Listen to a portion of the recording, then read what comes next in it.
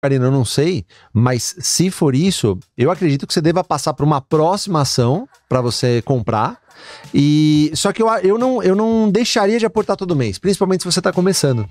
Porque você criar uma independência financeira pelas ações vai muito mais de hábito do que uma análise tão profunda assim em determinada empresa. Né? Então, o hábito de você poupar e colocar todos os meses em boas ações que pagam bons dividendos a bons preços, é isso que vai te libertar no final de todo esse... Mas sempre respeite preço teto, pelo amor de Deus. É verdade. Né?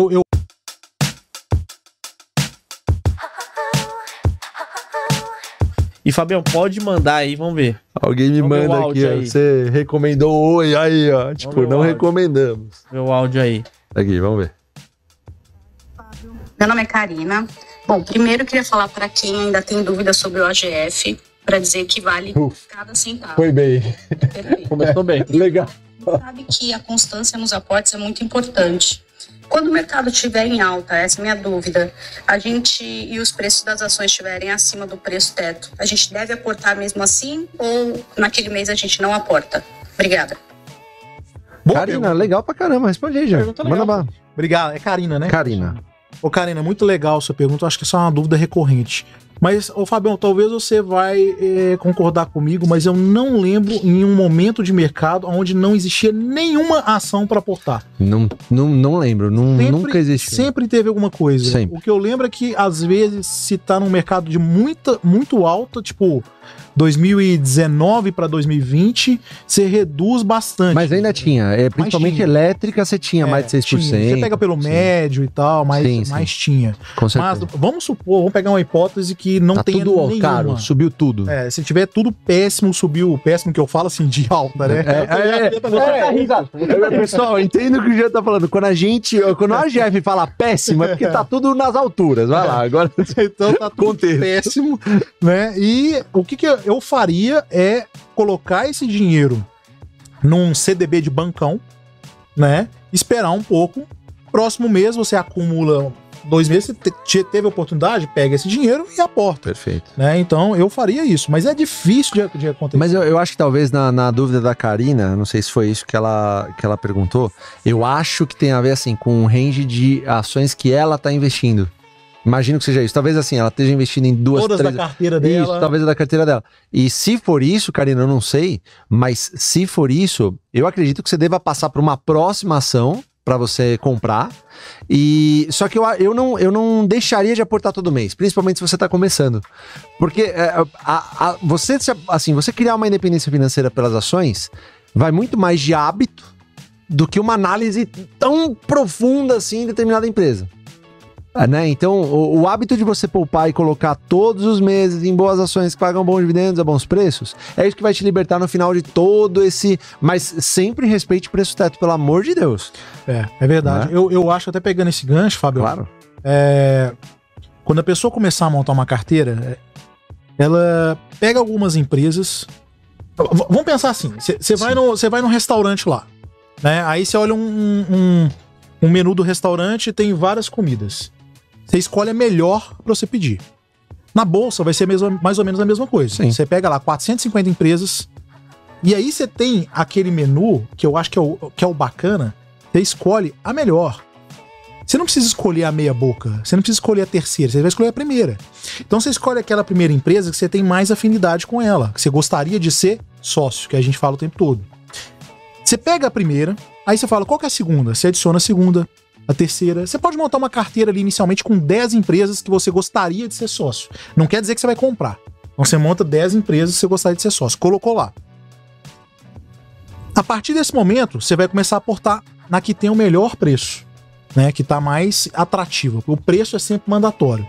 Né? Então o menor preço começa a aportar na primeira. Vai na primeira, vai na primeira, vai na primeira. Se esse preço teto passou da primeira, você vai para a segunda melhor. É isso. Você já tem a sua carteira do que você gostaria de Total. montar. Né? E vai montando. Eu acho que se montar essa estratégia, se criá-la desde o início, né, com essas empresas que você gostaria de ser sócio, você vai passando e sempre vai ter algo, provavelmente, para você tá Sim, apontando, né? sim, eu acho que não E tem. uma pergunta pra vocês dois. O preço teto que vocês fazem, né, na análise do Fábio, na análise do Jean, é baseado nos dividendos, no recebimento dos dividendos? Exemplo, eu quero uma ação que ela pague no mínimo 6%.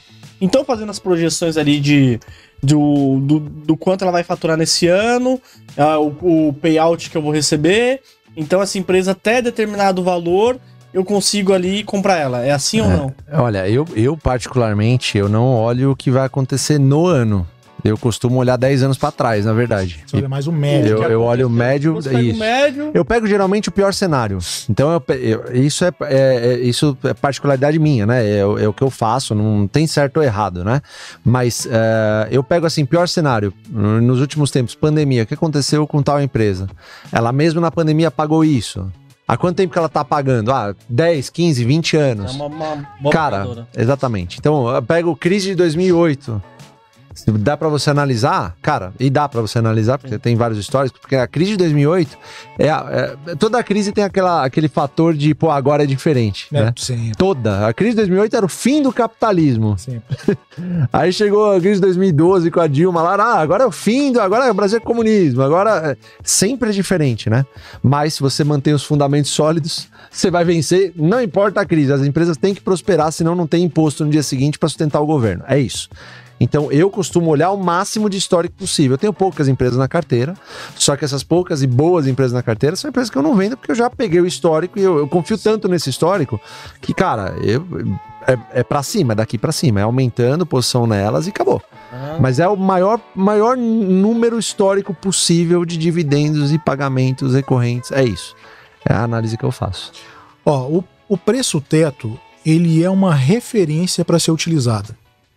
O preço teto ele vai te dar uma margem de segurança em relação ao que você gostaria de receber de retorno em dividendos. Então, imagina o seguinte, você começou agora a investir, você não tem nenhum tipo de referência.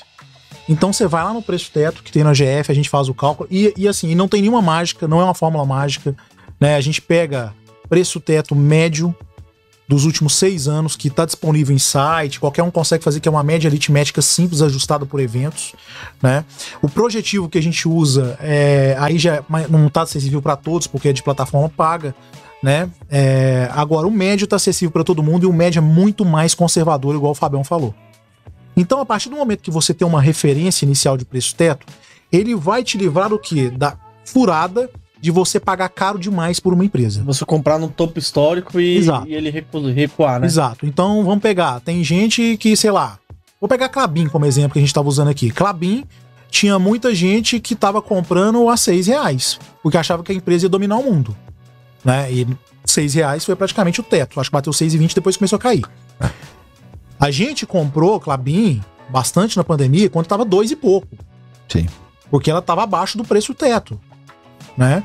Então, o que acontece? O preço teto você utiliza inicialmente como uma referência para você ter um retorno adequado, te dá uma margem de segurança. O que é a margem de segurança, para quem não entende? Não pagar caro demais, né? E aí, à medida que você vai tendo mais experiência de mercado, você vai passando o tempo, você vai criando casca, igual o Fabião gosta de falar, você começa a criar alguns parâmetros de preço, referência de preço. Pessoais, né? Pessoais. Exato. O Bassi fala muito isso. Então vai chegar um ponto aonde eu tenho um preço teto de referência de acordo com a minha experiência pessoal, o Fabião vai ter outro preço teto de referência e talvez você vai ter outro. Mas isso daí não é uma ancoragem de preço? É.